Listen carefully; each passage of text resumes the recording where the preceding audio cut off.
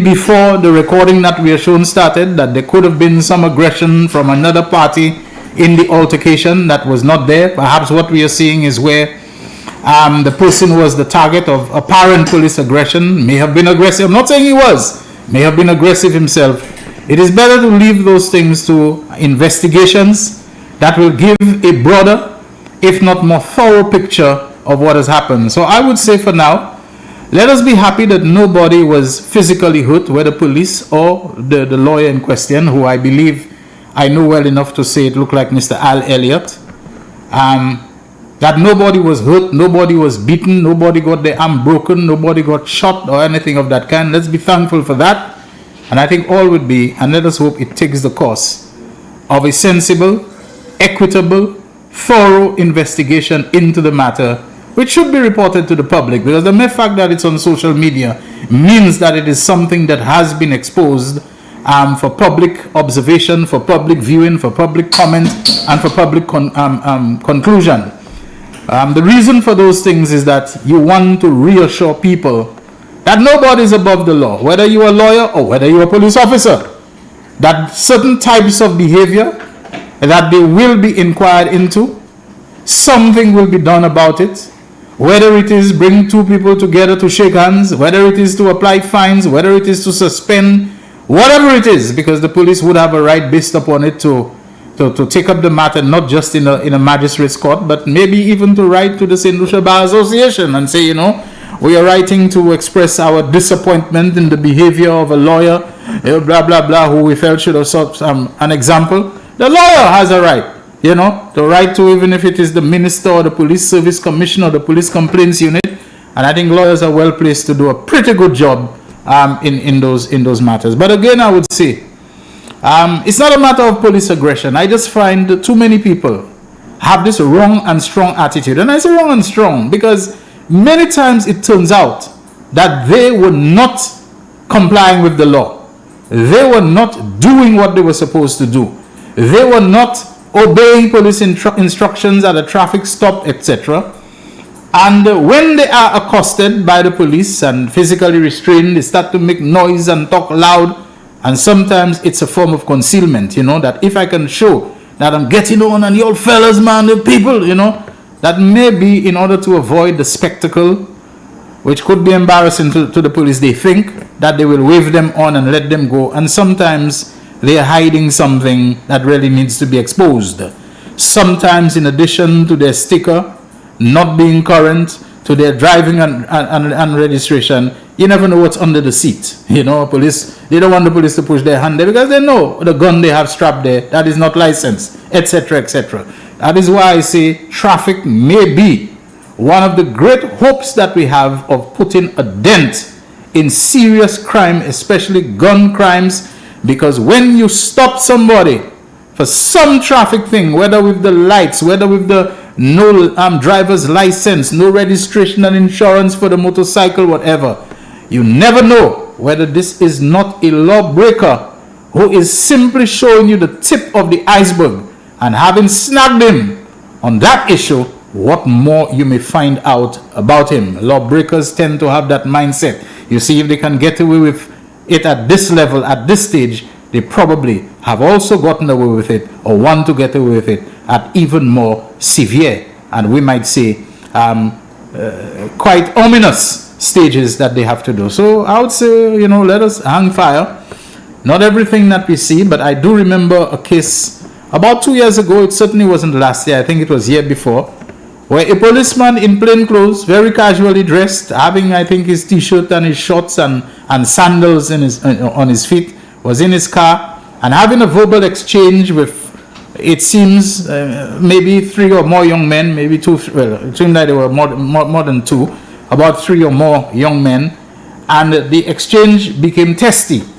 And one of the young men used obscene, insulting, foul, vile, abusive language to the police officer. Well, you know, what has become part of our national vocabulary, you know, in your mother, so and so. I've said about, you can't walk through town, and I wonder about the school children, what we expect of them.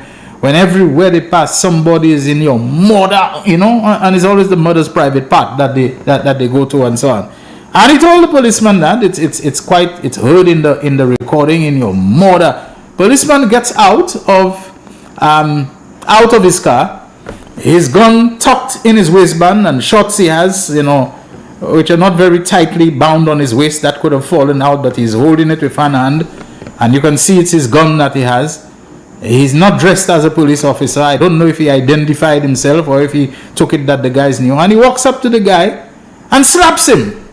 Slaps him, and in the course of slapping him, says to the guy exactly what the guy said to him, which offended him. In your mother, the mother's a policeman saying that to somebody. Now, how better are you than this guy if he told you in your mother private part? You go and you slap him, and also telling him while you slapping him in his mother's private part. Is that abuse of privilege and status and power, and rule that you wear the insignia and bear the authority of the state, that you can go and cuss him? I can understand certain things are arrestable offenses, certain things are, how do you call them, summary, indictable, chargeable offenses. And yes, using obscene and insulting language to a police officer, I think there's actually a charge specifying that he used it to a police officer, although I think you can be charged for using it to anybody. But a police officer in the execution of his duties using this kind of obscenities to him, I think so it's something that can be charged. I don't know that it's a slappable offense. I don't know that there's anything on our law books that is called a slappable offense. I do not know that one-sided slapping as an expression of authority is anything that is lawful for a policeman to do. The guy tells you that. I'm sure you have witnesses. There was somebody else, it seems, in the car with the officer. And the mere fact that there was a video of it circulating, you might even have waited your turn when that video shows up and to use it as evidence against the guy using obscene language to you. But you go and you slap him. And in the process of slapping him, you're telling him in his mother so and so as well. What is the difference between you and him as a police officer and as as you would say, un vieux vagabond? To me, that officer was behaving, I would not play that video clip even if I had it, because of the language that is in it, and without letting people hear, which we have heard already, I'm sure, what is the kind of thing that we are. But I have to say, this kind of aggression by police, to me, it's a lot less than it used to be in times past. Still not acceptable. I see a policeman, who I think is at the rank of inspector or above, who's also a Calypsonian, taking on a member of the public who used to be an active journalist. I think still operates in a communications capacity for a government department. Basically saying something to Miguel Fevrier, which to me is tantamount to a threat. Behave yourself. You will not like what you get. It will not be pretty. And you don't know how much I have protected you. Oh, what, you're not going to protect him again? Isn't that your role? Isn't that your duty? Isn't that your mission, your calling as a police officer, to protect and serve? Isn't that what the oath says, that you are going to protect and serve? What you going to tell Miguel? What, you're going to do him something? You're gonna pull him up on some bogus charge, some bogus ticket, whatever it is, on the road as a vindictive measure? My point about it is that I understand that police officers are human beings like the rest of us. I understand that they have emotions. I understand that they can feel provoked. I understand that they can feel insulted. But for heaven's sake, especially when you're not a spring chicken policeman, you've been at this thing for 20 years, 30 years. You've been at it for a long time. So you should be seasoned. You should be hardened. You should be cooked. You should be toughened. You should be made of sterner stuff than that, than to let yourself be provoked by some little ribbing that you get online or in a calypso tent or of 10 pines telling you outside all kind of emotional reaction that it is some politician who supposedly putting the people up to it, and on and on and on this kind of thing goes. People who are police, especially when they reach that level for such a long time, they should have acquired the temperamental equanimity. Yeah, they should have equanimity of temperament and so on. That they don't allow themselves to be jabbed and ribbed and at any little foolishness that is said to them. Sometimes when some post or whatever notification from the timeline of another officer crosses my thing, I see another one seems to have cooled down quite a lot. Another one who was so very political. My problem is not with the man being political. But when you're being political, you are prepared to go out and to openly expose and express it. When you're prepared to show your identification with a certain political party and you begin to issue, remarks and retorts and TMT, Baishale Goju to government minister and even to a former, to an ex-colleague of yours who was by far your senior, who I think is from the same district as you, using insulting words to him about if he wants to be, the whatever to this guy, he's welcome to be. I said, do they understand when you are a police officer, your behavior like that creates certain perceptions. Tomorrow you have legitimate reason to arrest Miguel or Albert Fregis or Richard Frederick or whatever it is. Everybody will say that it is politically motivated. Everybody will believe that you are taking a hit and a swipe and taking up cudgels against them because of the political party that you have so nakedly come out. It may not be so, but do you want this air of allegations and insinuations and whatever to be swirling around you? It is going to hinder your policing. It is going to hinder the perception of your policing. It's going to affect you in other ways. Maybe when consideration is being given of a promotion for you, all those things will be factored into. The whole public perception against you as being somebody who is essentially going to take down somebody because they're not of your persuasion and of your thinking. All of those things police need to think about. And it seems like nowadays we have police, they may be technically strong, they may be strong in the skills and techniques of policing, but it looks like temperament.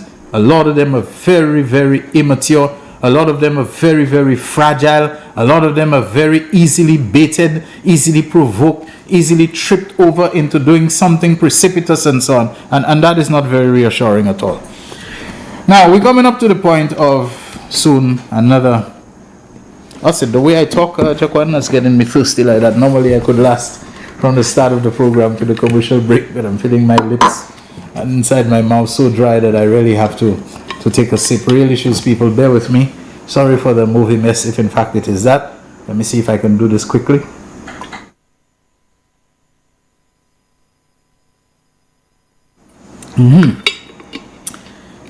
There's something we used to say, they let look up you. You ever see when you try to drink water very fast? Sometimes you're feeling like there's a little lump of water. Can you imagine that water can feel like a lump that's stuck in your throat, and at times it can be very alarming, but this time it didn't happen to me. Blew up, and for that I am very grateful. I got a call just before. There's sometimes I just can't take calls.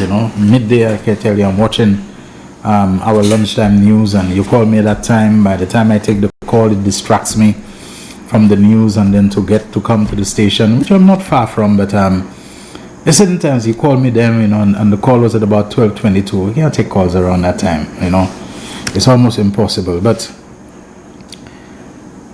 the call came with a message, and apparently it has something to do.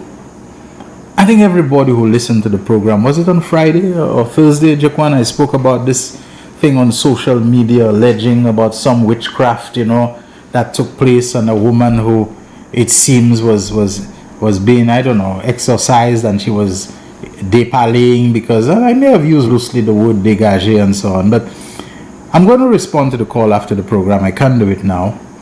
But what disturbed me about the message was the individual saying that when they heard me say about the woman was dégagé, I never said that, folks. I said, this is the little insinuation that somebody, who got hit in the course of which I may have used it. I didn't say the lady. In fact, the bulk of what I was saying was that people be careful about proliferating and spreading this thing and giving it legs and joining in, because the individual who is being fingered, if she is known, we might end up exposing her to harm. Somebody might do her something on the claim or on the belief that they're taking out a gage and they're taking out. Look at this thing that happened at the cathedral. was it in 2000 or 1999, old years, going into the new millennium or whatever it was. Look at what happened. Even before that, there had been a nun called Sister Frances Teresa, who was attacked by a cutlass-wielding man. And very often, people with disturbed minds believe that they're actually doing a service to humanity, because my own father, in the latter years of his life in Denry, there was a young man who was not good in the head, who used to throw some big stones, and people used to see and wonder how this guy could get the strength to hurl those veritable boulders at my father, because my father was supposed to have been the person who made him go mad. Or maybe somebody put that in his head. My father is supposed to be an obia man or a malfaiteur or whatever it is, who did that to him and so on. I remember personally having to go and write a letter and take it to the person who was in charge of the Denry police station to ask that something be done. My father at his age was defenseless. But you know, there are people with disturbed minds who take those things seriously. I make a joke of it, but people who take those things literally, you know. And I even remember the policeman that I addressed the letter to, and he met me and spoke and said, yeah, we're looking into it, but some of the things you said, they are not entirely accurate in terms of, you know, we having been unconcerned about it. I think he was at the time Inspector Bastien, Winston Bastien, you know, who I know from Denry, who was very much a gentleman, polite and everything at the time and so on. And they looked into it and it ceased, it stopped. You understand? So that is what I was saying. I didn't say the lady was a gaje. I say when you go spreading those kinds of stories with screaming that we don't even know if it is coming from the lady, whether it is not something that was staged, whether it's not something that was made up. People do all kinds of things nowadays for them to have a following and to be popular on social media, to get likes and views and comments and so on. And then when someone sent me a picture of one of the people, no, you're not the person I'm told the individual they sent me the picture of is a teacher at a school.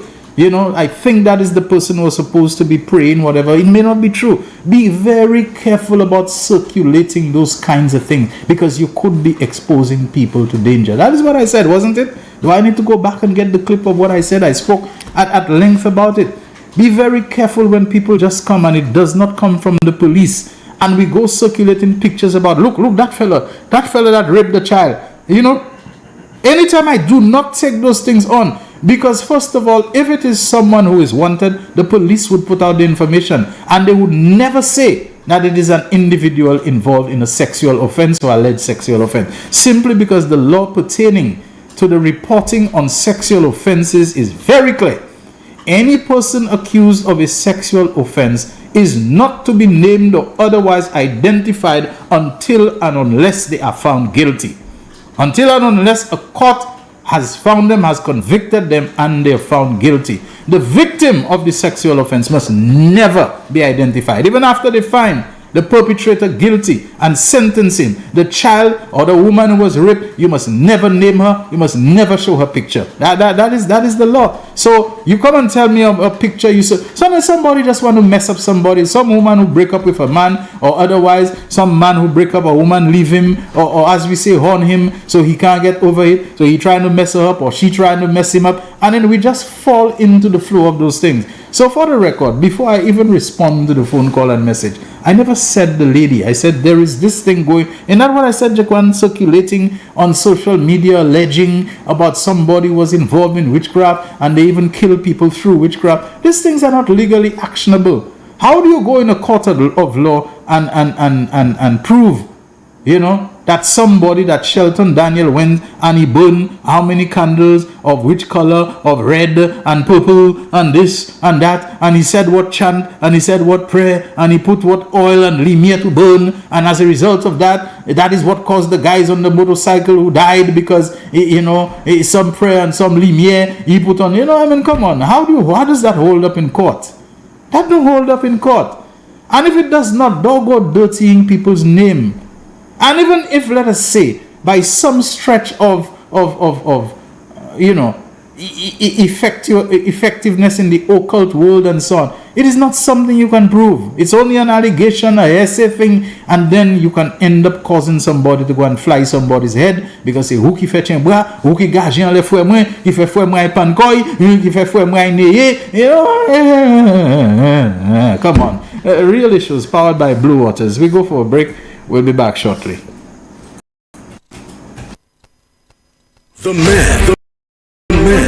The voice. Your hero is back. Raw facts, no fluff. Shelton Daniel is here to deal with the issues. 12:30 p.m. to 2 p.m. Monday to Friday on Real FM.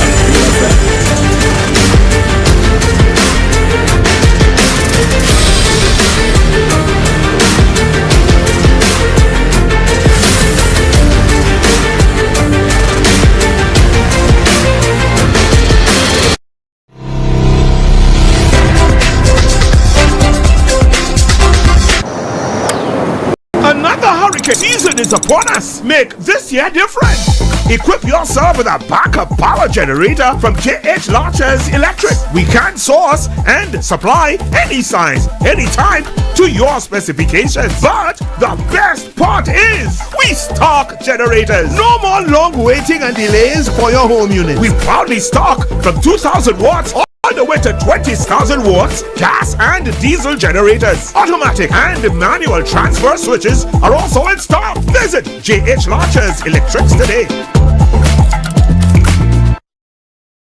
It is well known that diseases like diabetes, high blood pressure, and other illnesses may restrict blood flow, which can lead to impotence and erectile dysfunction. This is why Enhance was formulated to meet these challenging health problems, which can reduce your ability to perform. If you're having problems maintaining your manhood, then reclaim your manhood today with Enhance. Enhance increases your energy level, boosts your stamina, and increases your endurance. You can get your Enhance at Southwell VA4, Restorer Pharmacy Soufre, Knights Med Miku, Lay By Bar The Morn, Dexter's Place Jeremy Street Castries, Citygate Bar The City C opposite the market, Plants Place Denry Highway, Arlette Supermarket Soufre, The Release Stress Bar Labrie Highway, Cool Joint Bar Victoria Schwazel, Prios Bus Stop 22 next to the Moshi Bus Stop opposite the Grosile Bus Stop, Prios Bar and Grill in Corinth, Grosile. Enhance, the best a man can get.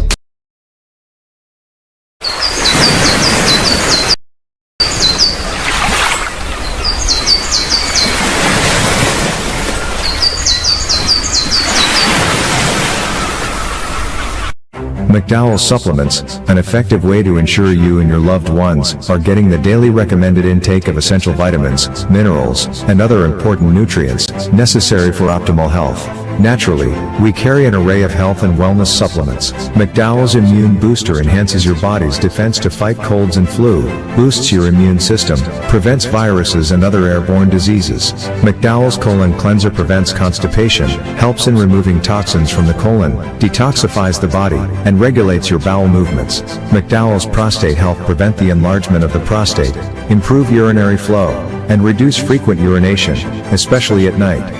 Moringa oleifera capsules are rich in minerals like calcium, potassium, zinc, magnesium, iron, and copper, vitamins like beta-carotene of vitamin A, vitamin B such as folic acid, vitamin C, D, and E.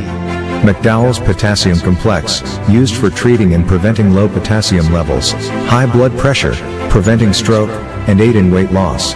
McDowell's Triple Magnesium relaxes the muscles, relieves cramps and helps to control high blood pressure, improves sleep, and can calm the nerves. Magnesium is very important for the normal functioning of cells, nerves, muscles, bones, and the heart. McDowell's Ginger Turmeric helps to relieve pain, decrease nausea and enhance the immune function to help protect against illness and infection.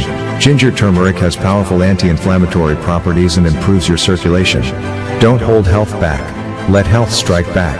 McDowell's, the better way to start your health. Visit Health Service Center, John Compton Highway, call 453-6417. Let your wellness be our stress. The voice. Your hero is back. Raw facts, no fluff. Shelton Daniel is here to deal with the issues. 12:30 p.m. to 2 p.m. Monday to Friday on Real FM.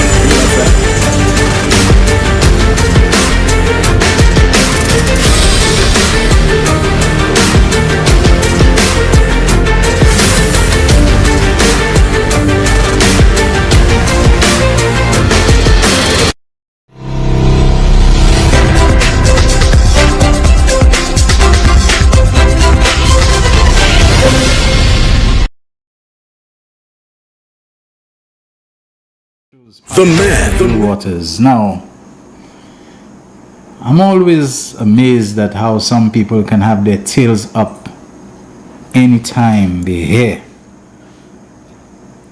whatever the slightest rumor, allegation, or little whiff of possibility that St. Lucia is going to get some blow. I can be a little more indelicate, we'll get something stuck up. It's behind by their favorite countries, which they seem to think they're more American and more Canadian than the Americans and the Canadians themselves. They always are the ones speaking for America, speaking for the UK when it comes to our CIP, when it comes to this and that, etc. 36 more countries may be added to Trump's travel ban. And it mentions the countries. And folks, when you look at the list of the countries that may be added to the US's travel ban, they're not yet banned, but names are being mentioned. And in the Caribbean, in the OECS at least, we're hearing the names of Antigua and Barbuda, St. Kitts and Nevis, St. Lucia, and Grenada, that they need to make certain changes or whatever, etc., etc. But look at that list. Look at that list and tell me if you don't see who the countries are. Every single one of them, almost to the last, are countries that are black majority countries, where black people form the majority, and or it almost goes without saying, countries that are in Africa, because apart from the countries of St. Lucia, Antigua and Barbuda, St. Kitts, Nevis, Grenada, there is also Haiti inside there. Almost all of them. The same type of countries, African countries, black Caribbean countries, that Donald Trump in his previous term described as shithole countries. What else is new? And then today it's 29 more, tomorrow it's 31 more, another time it's 36 more. And I suppose if anybody goes to the White House on bended knee and does what he himself, presidential language, can you imagine that, where Trump said about his tariffs and so on, and so many are lining up to kiss his ass. Can you imagine an American president spoke? That's where his words, like that. So, if you go and you kiss Trump's ass, your name will be taken off. And then the day after he wakes up on the wrong side of the bed, and you'll be back on board again because you didn't follow up, I suppose, with a top-up kiss ass or whatever. And this is the way it goes. Look at Trump and his tariffs. The world, because of the influence and impact of America, is now caught in a web of craziness. That's not ending. If it ends one thing, it's another. If it's tariffs today, no tariffs tomorrow, 100% tariffs reduced by 50% tomorrow, increased again to 150%, and nowadays all sorts of negotiations and relations between countries are being typecast and are being portrayed in the context of deals. Make a deal. Everything about it is a tariffs, or it's about the title of Trump's book, The Art of the Deal. So it's about a deal, serious negotiations about nuclear weaponry and so on that has the potential to wipe out entire nations, some say the entire world and so on. It's all about a deal. You need to make a deal. But at the same time, while you're making a deal with them, you have your ally going to bomb them and starting a war which you yourself are praising and bigging up, even while saying you have nothing to do with it. I mean, it is just such a confused thing. Folks, to those people who will want to come, and you need to watch for another round of Philip J. Pierre, this and that, because Fuel prices, we are told that this thing that's going on in the Middle East, on top of the Russia-Ukraine war, on top of so many other things, is going to jack up fuel prices. And you're going to have Philip J. Pierre should take measures to bring down the price of fuel and do this and that. We don't produce oil, we don't refine oil, we do anything. You're going to be hearing more of that, you know. The Venezuela, which was offering us a little break to see if we can get some breathing space in the oil, people pull out of Venezuela, joining themselves to Lima Group. You have to try to reverse that. Now Venezuela, more a bad blow, you know, for Maduro to hold on to power. He has to do posturing about Guyana and how he's going to take over the Essequibo in Guyana and so on, so that he can show himself to be nationalistic and patriotic and to hold on for dear life, because you can be sure any right-wing government that comes there, all this Petro-Carib and Alba thing, they're blowing all that away. They don't have time for that. But just look at the countries, you know, look at the countries that have to do with that travel ban. I don't need to go through it, you know.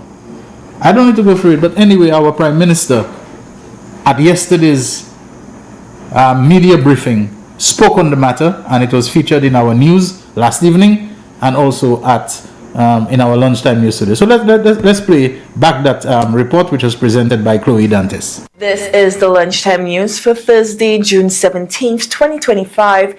I'm Chloe Dantes. Thank you for joining us. Good afternoon. Prime Minister Honorable Philip J. Pierre confirmed awareness of reports suggesting St. Lucia may face U.S. travel restrictions under President Trump's expanded immigration crackdown. Although no official notification has been received, he dismissed the claims as politically motivated. Pierre reaffirmed ongoing diplomatic engagement with U.S. officials and emphasized the government's commitment to transparency regarding the citizenship by investment program. Prime Minister Philip J. Pierre addressed growing concerns at a press briefing on Monday after reports surfaced over the weekend suggesting St. Lucia may be among several countries facing potential new U.S. travel restrictions under President Donald Trump's expanded immigration crackdown. While confirming he had seen the reports, PM Pierre clarified that no official notification has been received from the U.S. government. I want to inform you that we have had no official notification from the U.S. on any such matter.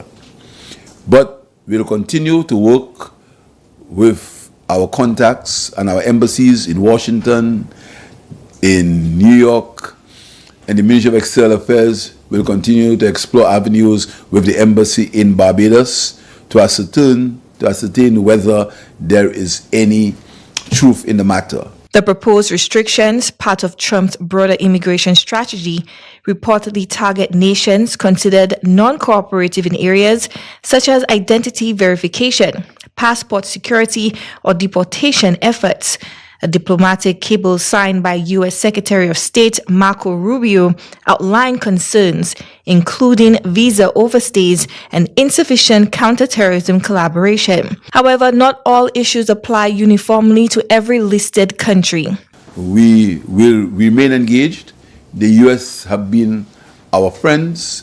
We continue to maintain a very high level of diplomatic engagement.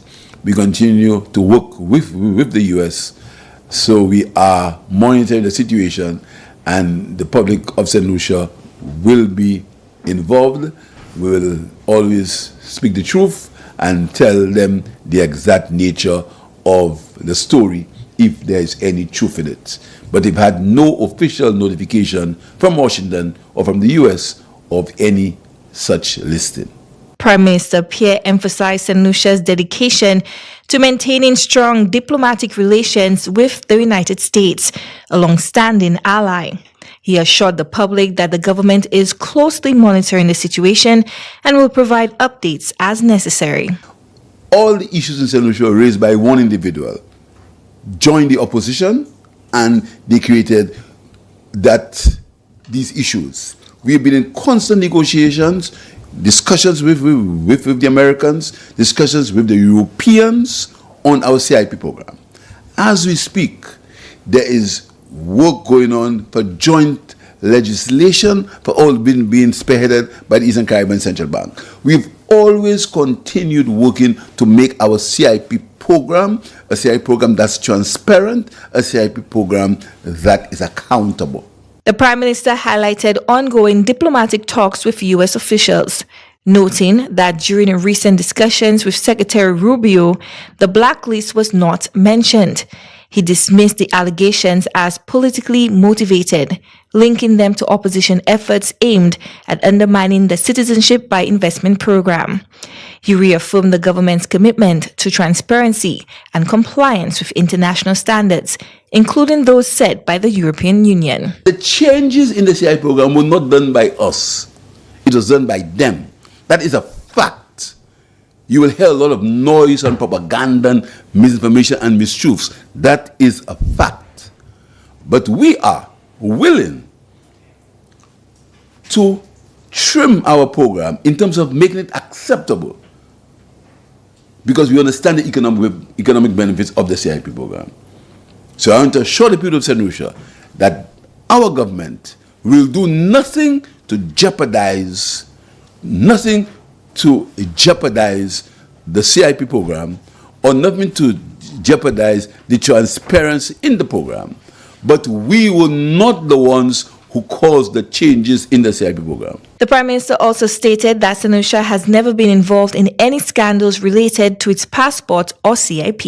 Chloe Dantes, NBC Prime. And the Prime Minister... Thanks very much for that Chloe Dantes report. Other countries that America is thinking of placing that travel ban on: Angola, country in Africa, Antigua and Barbuda, OECS CARICOM, Caribbean country, black majority, Benin, African, Bhutan, Burkina Faso, the country of Ibrahim Traore. Don't ever think they're looking at him and they're already thinking of ways to to mess up Burkina Faso. And you think what Ibrahim Traore is standing up for, that they like it? Cabo Verde, in English called Cape Verde. Cambodia, Cameroon, another African country. Democratic Republic of Congo, Djibouti. Dominica, as in Commonwealth of Dominica. Djibouti is also an African country, isn't it? Ethiopia, Egypt, Gabon, Gambia, Ghana, Ivory Coast. Doesn't that all stand like a who's who, of African states? Kyrgyzstan, Liberia, another African country, Malawi, Mauritania, Niger, Nigeria, more African countries, black African countries. They almost all are in there. St. Kitts and Nevis, St. Lucia, Sao Tome and Principe, Senegal, South Sudan, more African countries, black African countries. You call you Diju Avayomo. There's a whole thing that's going on. Racists and fascists, they always try to disguise themselves, to pretend that they're not exactly that they're operating from some other motivation, that it's some other concern that they have. Fascists always come and promise their people that there is some glory and greatness that they had that was unfairly taken from them, that they were ripped off, that was imposed upon them, and I will restore it. Same thing we know with Mussolini. He would restore to Italy the glory of the Roman Empire that was once theirs, and so becomes the fascist dictator of Italy, and Adolf Hitler, and the unfairness of the, how they call that treaty, the Treaty of Versailles at the end of World War I, and he would restore the German Empire. The German name for empire is Reich, the Third Reich. He'll restore, the third iteration of the German Empire, which will be even greater than all the others, and because Germany was so great and large, and they stole land from us. All of them make America great again. Was there ever a time America has not been great? Something was done, and they're ripping us off, and all this trade thing, and we have to take back what they've taken from us in the international rip-off. So tariffs on anybody, in spite of the fact that tariffs only make things more expensive for Americans, because now it's border taxes, it's customs taxes, whatever that you're increasing. So all your problems is somebody else who caused it, and you're deporting people, even though that is wrecking your farms, because much of the farm labor and in other areas was from those immigrants from Mexico, jobs that Americans don't want to do anymore because they're too low paying, they're beneath them, etc., etc. But you go on this spree. It's the same thing. All fascists and all such people and so on, racist, whatever they are, that's the appeal that they have, that they'll restore something to you. Vladimir Putin, the collapse of the Soviet Union, he's been grieving over it because he was one of the main people, a KGB figure, and the Russian Empire and all the land where Poland once belonged to us, and Finland and Ukraine was part of the Soviet Union. We want to take that back and to bring ourselves back to the greatness. All of them, that's how they behave. And right next to us is the same thing happening, to deport people, because our problem is too many immigrants and people who, you'll see when he kicks out all the people that he wants to kick out in order to play to his base and to his gallery, how they'll start to cry. He will wreck the American economy, and businesses will fail because they don't have affordable labor and all this kind of thing again. But to those who want to make political mileage out of this, look at the company that we are in, the amount of countries that are being put on that list for possible travel ban.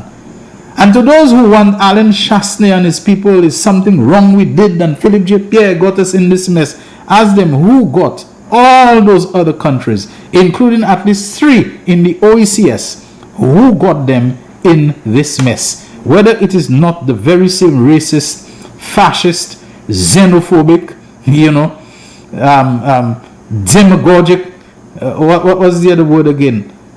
Agenda that is playing itself out there, in the United States, and that will begin to impact us. It's affecting so many countries, including those who consider themselves trusted, strong allies, that they won't dare to raise a finger against Canada. Look at what Canada is facing. Look at what Denmark, another NATO ally, is facing again. Look at what the UK and so many others, what they're facing right now, simply to satisfy the ego and the narcissism of some modern reincarnation or reiteration of Emperor Caligula, and as I have said before, of George Lucas's Chancellor Emperor Palpatine in the Star Wars movies and so on. This is what's going on there, revenge of the Sith. And who's the Sith? Grown from right among them, destroying the Republic and so on, so that he can enthrone himself, Anyway, folks,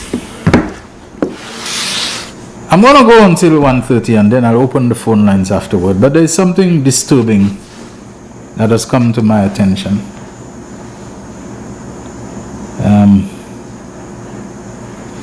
According to correspondence that has been sent to me, and I don't think the correspondence is fake, I don't think it's forged, I don't think it's lying. A cleaner at the Ministry of Infrastructure, it seems, was fired.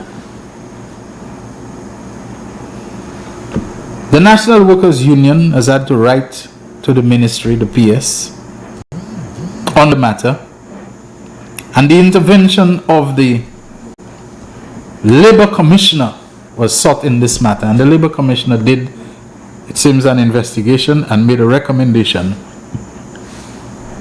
that the individual should be rehired. It seems like the water I drank is displacing some gas inside of me. My apologies, excuse me for that. And the Labour Commissioner has recommended that the individual be rehired and paid all outstanding, whatever monies that would have been due to her if she had never been placed on suspension, and then some disciplinary hearing that did not apply to procedure.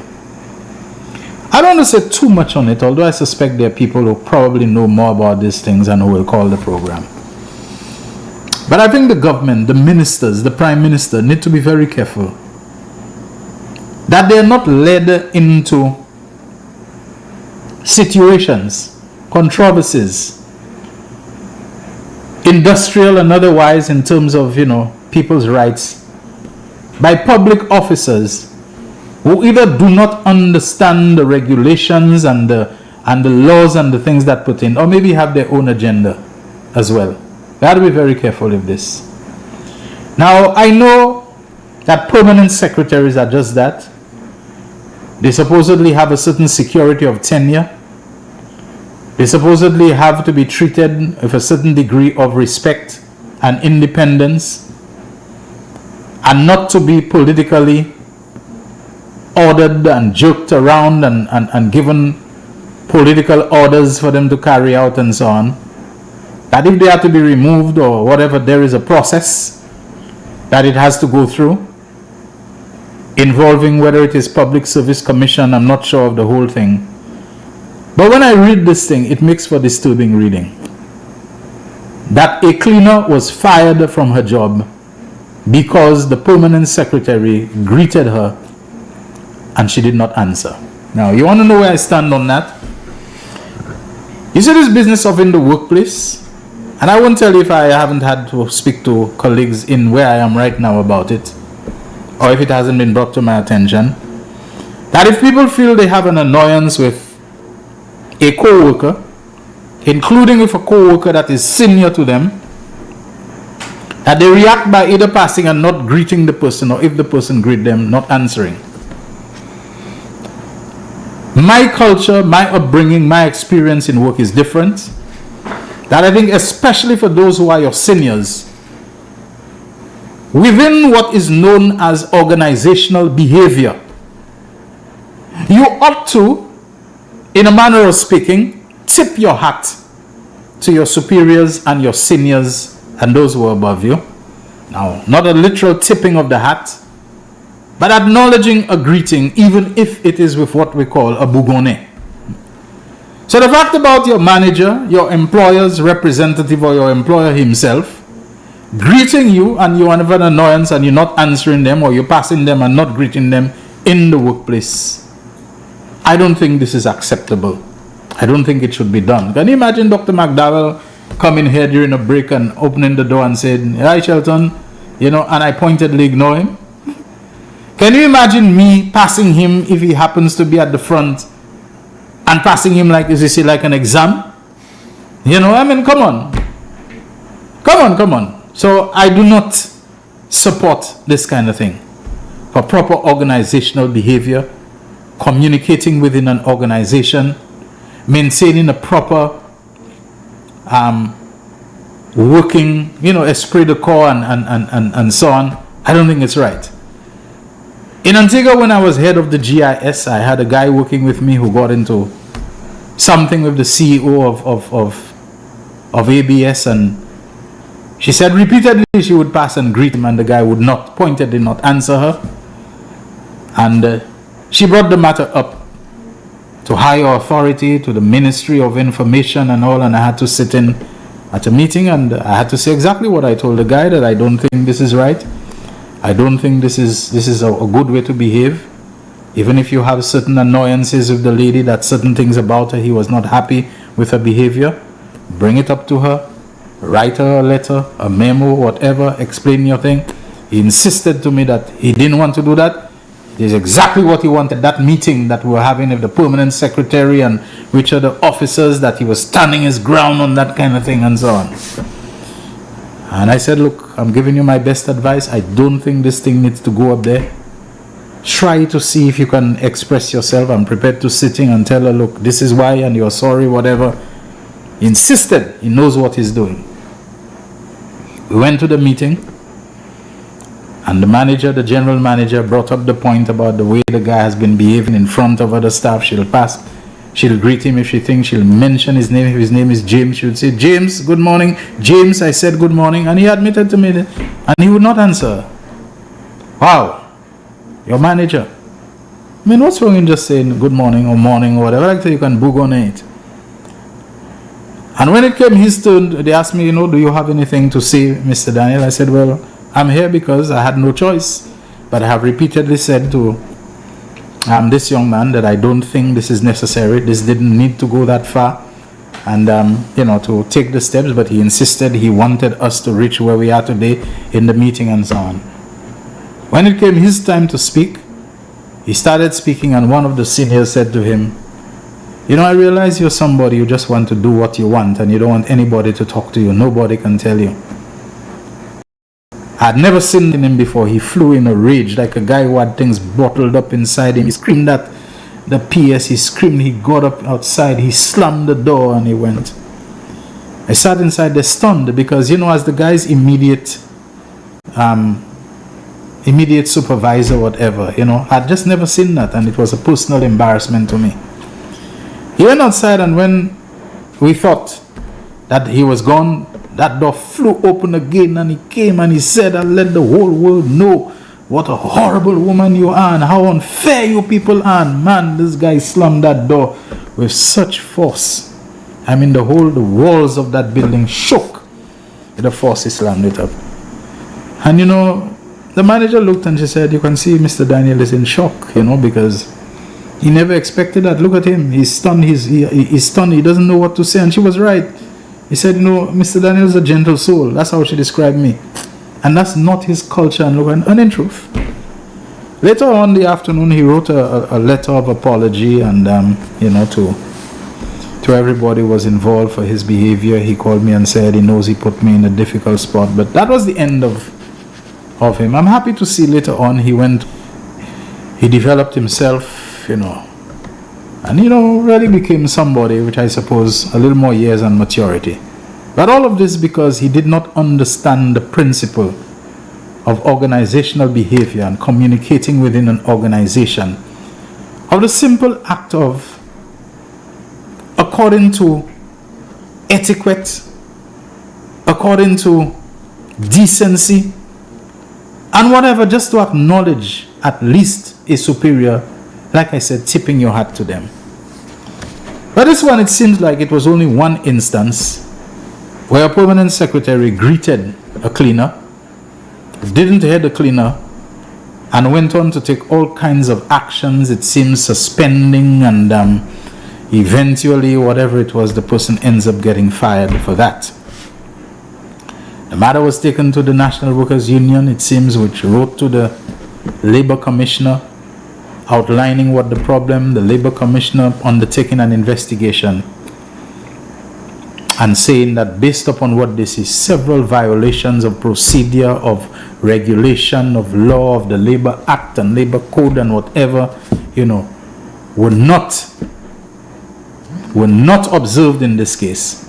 And so he would recommend or order whatever it is that the individual be reinstated and given all the pay that they lost and everything in the period, whatever. Now, for anyone who is in a senior position in the ministry, much less of permanent secretary, if that ends up standing, if that ends up being upheld, to me this is an embarrassment.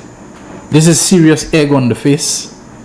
And I believe if it is true that that permanent secretary and whoever else was involved in that, to bring yourself to such a point of embarrassment for someone at the level of a cleaner, you need to seriously consider your position. That's all I'll say about it.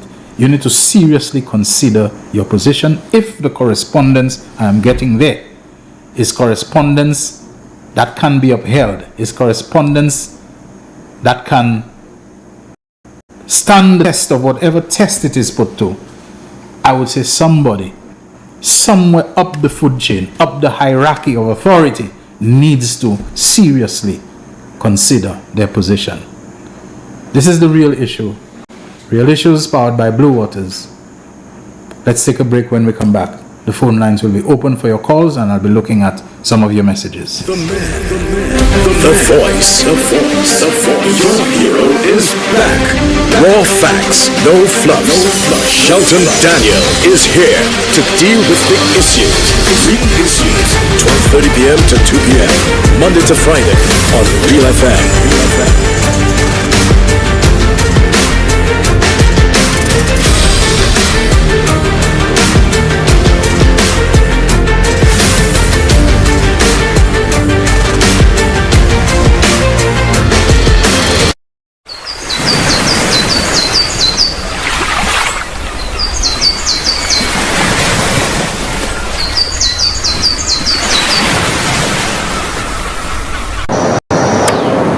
Hurricane season is upon us. Make this year different. Equip yourself with a backup power generator from JH Launchers Electric. We can source and supply any size, anytime to your specifications. But the best part is we stock generators. No more long waiting and delays for your home unit. We proudly stock from 2,000 watts all the way to 26,000 watts gas and diesel generators. Automatic and manual transfer switches are also in stock. Visit JH Launchers Electrics today. It is well known that diseases like diabetes, high blood pressure, and other illnesses may restrict blood flow, which can lead to impotence and erectile dysfunction. This is why Enhance was formulated to meet these challenging health problems, which can reduce your ability to perform. If you're having problems maintaining your manhood, then reclaim your manhood today with Enhance. Enhance increases your energy level, boosts your stamina, and increases your endurance. You can get your Enhance at Southwell VA4, Restorer Pharmacy Soufre, Knights Med Miku, Lay by Bar The Morn, Dexter's Place Jeremy Street Castries, Citygate Bar The CDC opposite Market, Plants Place Denry Highway, Arlette Supermarket Soufre, The Release Stress Bar Labrie Highway, Cool Joint Bar Victoria Schwazel, Prios Bus Stop 22, next to the Moshi Bus Stop, opposite the Grosley Bus Stop. Prios Bar and Grill in Corinth, Grosley. Enhance, the best a man can get. McDowell Supplements, an effective way to ensure you and your loved ones are getting the daily recommended intake of essential vitamins, minerals, and other important nutrients necessary for optimal health. Naturally, we carry an array of health and wellness supplements. McDowell's Immune Booster enhances your body's defense to fight colds and flu, boosts your immune system, prevents viruses and other airborne diseases. McDowell's Colon Cleanser prevents constipation, helps in removing toxins from the colon, detoxifies the body, and regulates your bowel movements. McDowell's Prostate Health prevent the enlargement of the prostate, improve urinary flow, and reduce frequent urination, especially at night.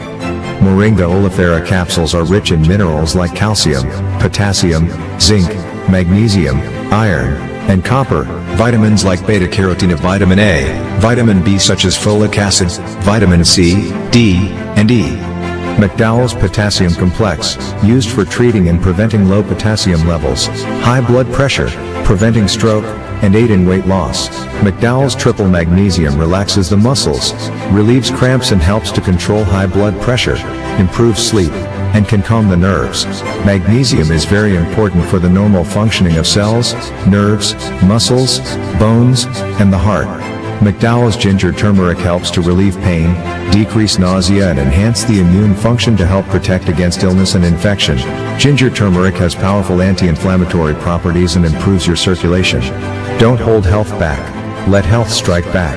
McDowell's, the better way to start your health. Visit Health Service Center, John Compton Highway, call 453-6417. Let your wellness be our stress.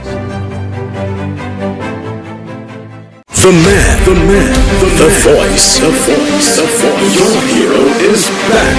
Raw facts, no fluff. Shelton Daniel is here to deal with the issues. 12:30 p.m. to 2 p.m. Monday to Friday on Real FM.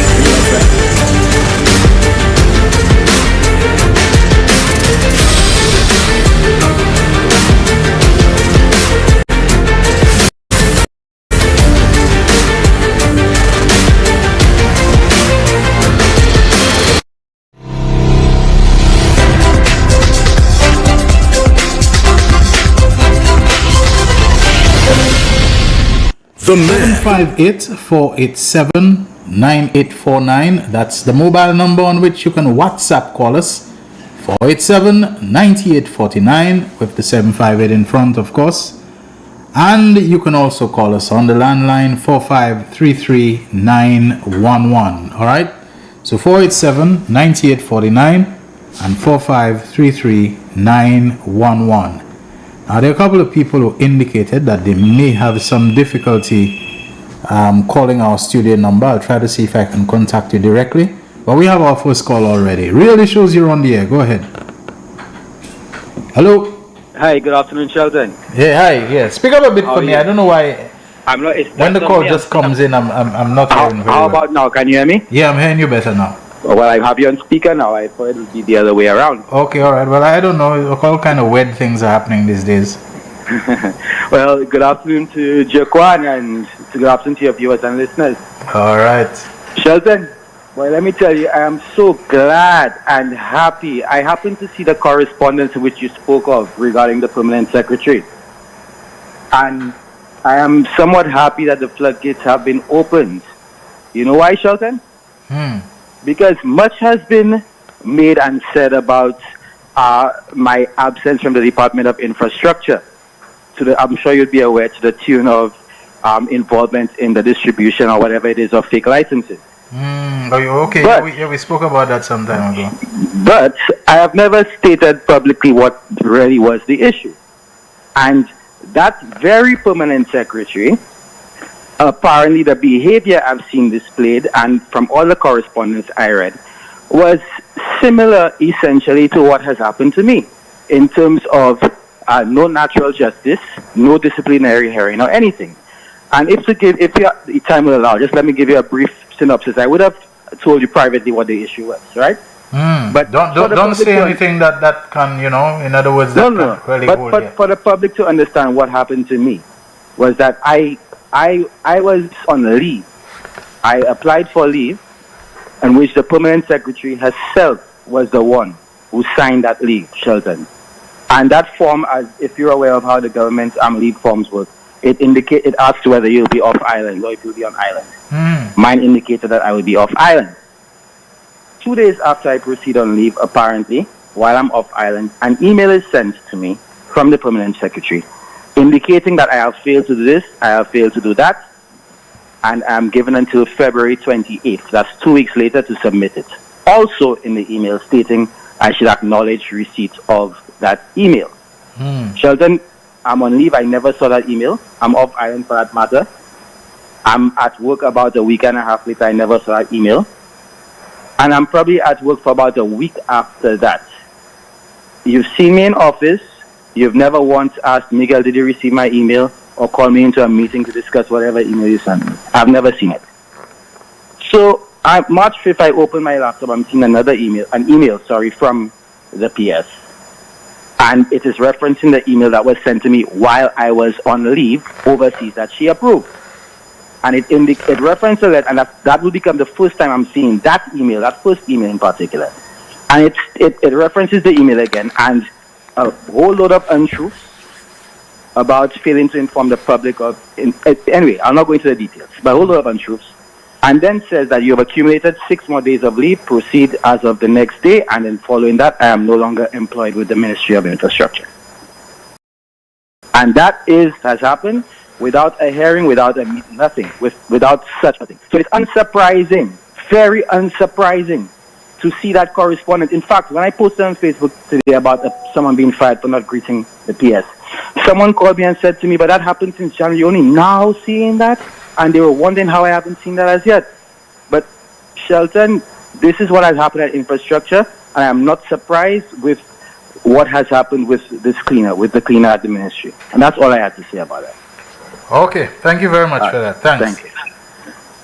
All right, 487-9849, and that's the WhatsApp line. You can WhatsApp call us there, and 4533-911. Let me see if I can get someone else who said they wanted to make a contribution to the program, but they have some difficulty getting through when they do try. Let's see if I can get that individual on the line. Do we have anybody else there now? Okay, let's try to get that person on the line there now. Okay, the call is coming in just when I'm calling. Hey, Shelton. Yeah, hi. Can you stay on the line? As soon as I was calling you, another call came in. Are you able to stay on the line for a while? Yeah. All right, okay. Just hold on there, all right? Yeah, hi, caller. You're on the air. Go ahead. Hello? Shelton? Yes, you're on the air. Go ahead. Oh, you with me? Yeah, go ahead, yes. Okay, nice. I was telling you that Shas said that the people of Banan should get $1 million, and you want to lace that with Miss Marjorie. But Shelton, you think a man that stopped the distress fund much less than $1 million a man who punished the people of the National Trust by severing the subvention, the National Trust, because they were at loggerheads with him, because he was the bulldozer man, bulldozing everything. And because they were at loggerheads with him, he severed. He didn't take it from 900,000 to 400,000, huh? From $900,000 to nothing a year. And now you want to say you want to give the people $1 million? When a man show who he is the first time, we have to believe him. That's the first part of my contribution. The second part of my contribution is... Make it quick, and we have somebody waiting here. Yes, Shelton. There is an Elon Musk in Castries Southeast who is using his disciple to trying to unseat Joachim Henry in Castries Southeast. I'm saying to the people of Castries Southeast to stick with Labour. Thank you very much, Shelton. All right, thank you. Thank you very much. And you know, when we speak about Alan Chasney and the people that he's promising the world now and everything, this is why I'm concerned about situations like what is being reported about a cleaner being fired and the cleaner said, I think she actually wrote and explained that she did not hear the greeting from the senior official. It is when we ought to be not given the perception that we're going after the jobs of people who are very underprivileged, who are relatively low paid, who are so low down the food chain and the pay scale and so on, and then to send them home for what you might consider to be very niggling and if not frivolous reasons. Because I remember what Chasney did with the home caregivers when they came in, you know. When you go after the jobs of people who are so low down the pay scale food chain and in the line of being so junior and so on, it just goes to show how heartless, petty and vindictive you are. But we have another caller on the line, so let's say good afternoon to this caller from Canada. Good afternoon, Real Issues. Hello, good afternoon, Sheldon. Yes. And good to hear you again. Yes. And of course, you know, I just want to say good afternoon to my partner Gaspar. I heard him earlier, great contribution. But Sheldon, two things. One is that under which ministry does the Labour Commissioner fall? Under whose purview? Well, the Labour Commissioner really is supposed to be independent. It's supposed to be one of those bodies like, you know, Public Service Commission and so it's a commission, you understand? But really and truly, the ministry that would have general oversight would be the Ministry of Labor Relations, Dr. Virginia Albert Poyet.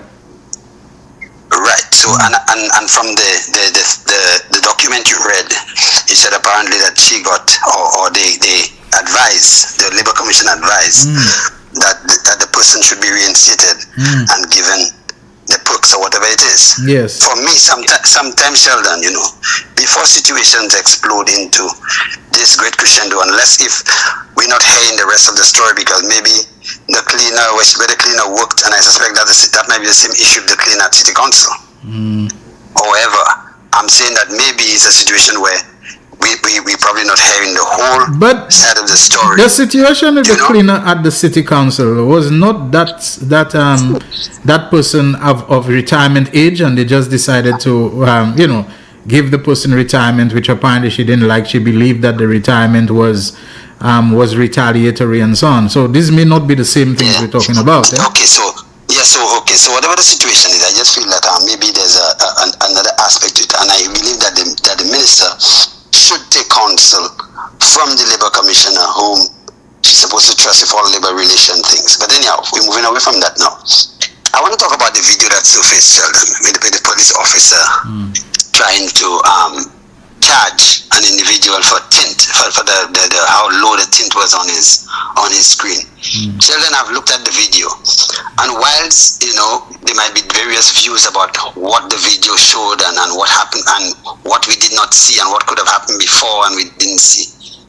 Sheldon, I believe that as a police officer, a one who's supposed to be enforcing the law, you know, what I saw was not, for me, it was very distasteful. It was not in keeping with the training I know that the police officers went through. And it's not in keeping with the principle by which police officers should be conducting themselves. I believe that when you decide on your own, or at the point of threatening you're going to shoot, for me, that kind of language must only come when you've exhausted every avenue possible, every single avenue, and the person is deemed to be a threat to you. But what I saw in the video did not indicate that to me. It showed me that there's someone with a badge who believe that yes, now it's time to flex my muscle against a citizen, and that's what he went ahead and he did. For me, there must be rules of engagement when it comes to police officers and the citizenry. And what I saw there, if that is what they are trained to do, and I'm hoping that somebody from the communication department within this Royal Central Police Force, or the PRO, or the commissioner himself must come and speak on that issue. Because if that is representative of what if that is what that represents the Royal Central Police Force, that means we're in trouble. I made a comment earlier. I said, just imagine that encounter taking place in an area where there was no one else but the two of them, the driver and the police officer. The outcomes could have been different. So we have to hold police officers accountable. We have to hold persons in authority accountable. You understand me? And like I said, Sheldon, you probably saw the video yourself, and like I said, I know you're hosting, so you probably not comment on it. But I'm just saying that is something that I believe we really have to seriously look at and look at the. I don't know if you heard my preamble, but I think generally I said that we have too much aggression, in the country. In police, I referenced the police officer who a guy cursed him. He walked out, he was in plain clothes with his gun, slapped the guy and uses the very same cuss that the guy, in your mother so and so. He slaps the guy and he tells the guy while slapping him, in your mother so and so, So I'm saying, come on, how are you better than him? What gave you the authority, moral and otherwise, to slap the guy if you're going to use the same obscenity to him, So, and that's the kind of thing, Sheldon, we have to refrain from. Sheldon, I mean, like I said, it's no secret, I live in Canada. When a cop comes up to you, he greets you, good afternoon, sir. Yeah. Right? Pulls you over, he runs your plate. He realizes that you're not the kind of person who is involved in conflict, you're not on the wanted list, you're not on nothing. And then he comes to you and says, listen to me, do you know why I'm stopping you? I'm stopping you because you failed to stop at the light or whatever it is. And he goes back to his vehicle. And he comes back very politely.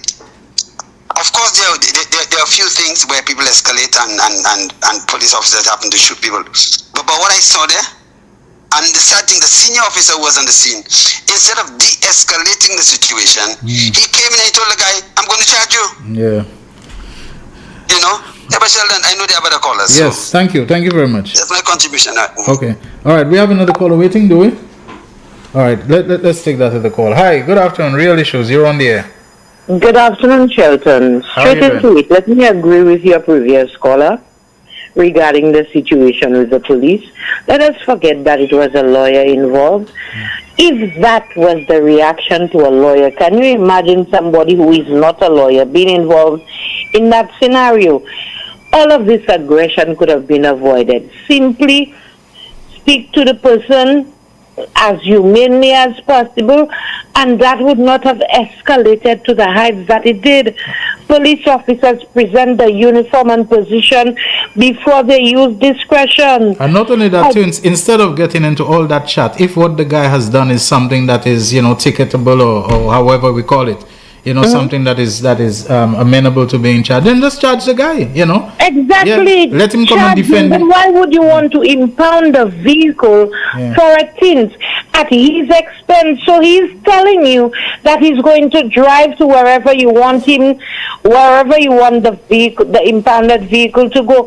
But no, you want him to wait for a wrecker. Call a wrecker, impound his vehicle. He has to pay the wrecker. Simply use discretion, command respect. I mean, come on, the lawyer obviously knows the law and he's questioning you. And you push, an officer pushes his hand in the vehicle.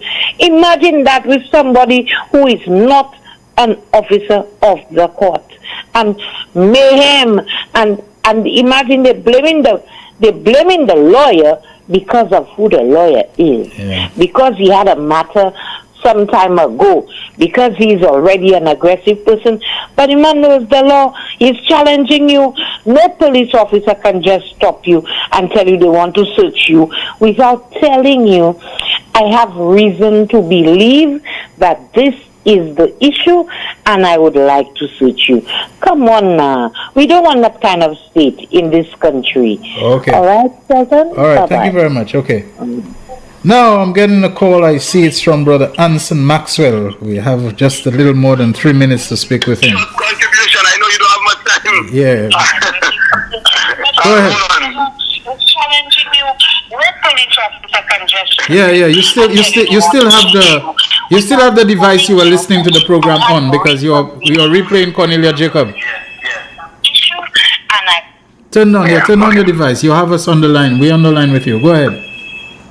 Okay, Brother Sheldon, I know your time is, you always have time.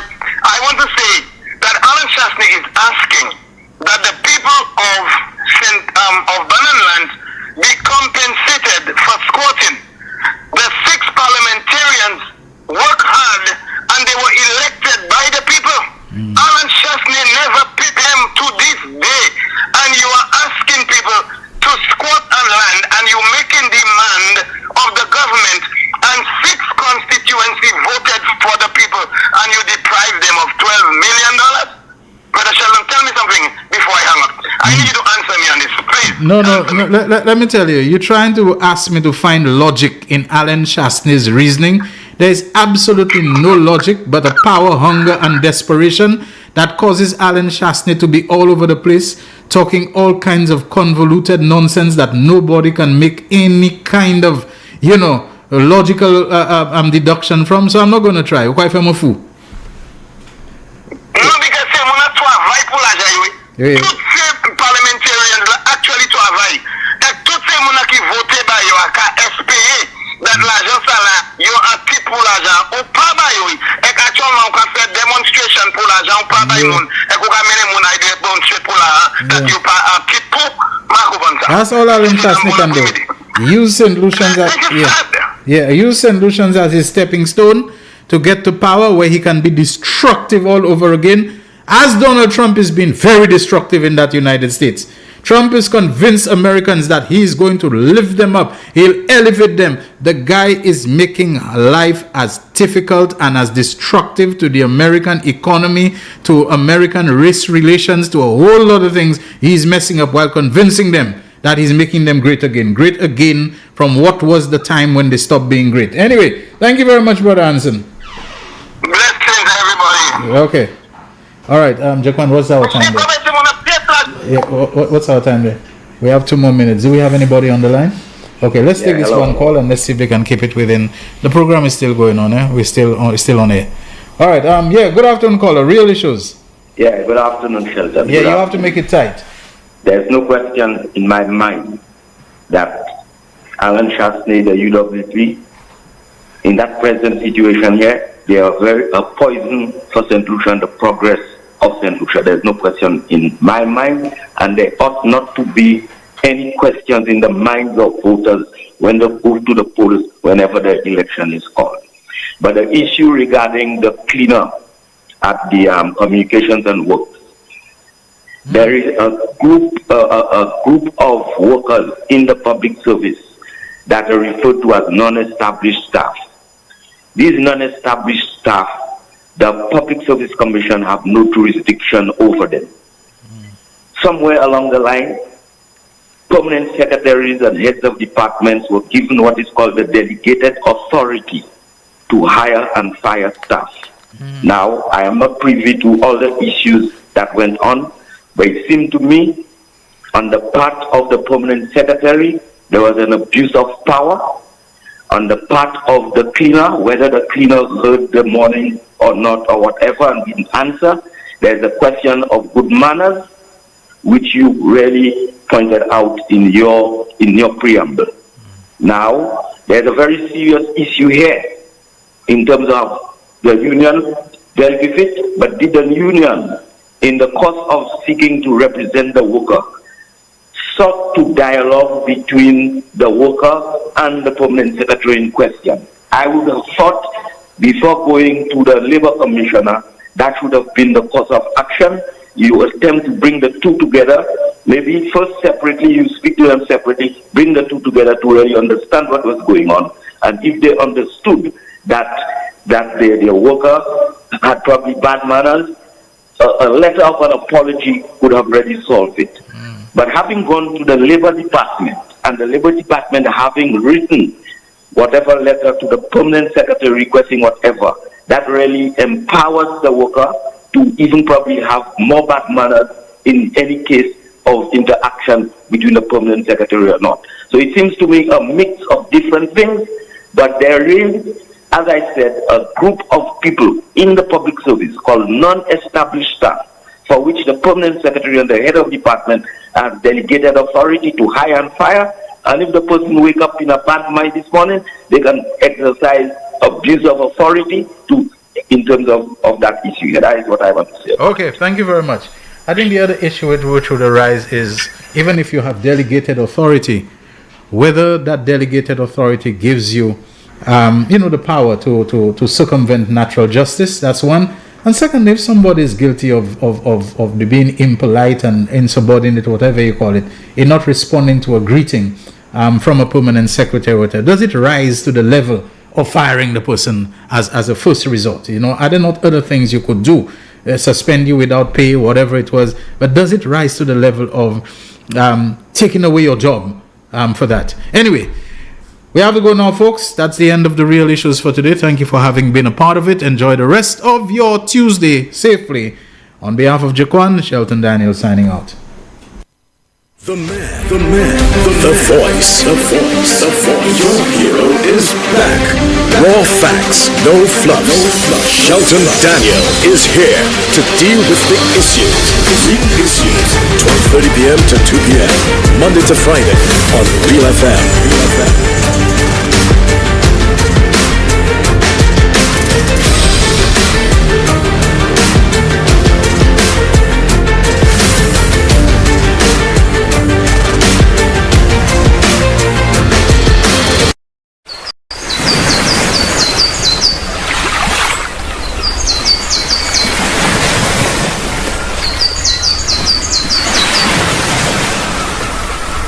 It is well known that diseases like diabetes, high blood pressure, and other illnesses may restrict blood flow, which can lead to impotence and erectile dysfunction.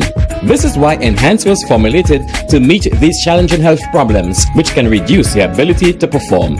If you're having problems maintaining your manhood, then reclaim your manhood today with Enhance. Enhance increases your energy level, boosts your stamina, and increases your endurance. You can get your Enhance at Southwell VA4, Restorer Pharmacy Soufre, Knights Med Miku, Lay by Bar The Morn, Dexter's Place Jeremy Street Castries, Citygate Bar The City opposite the market, Plants Place Denry Highway,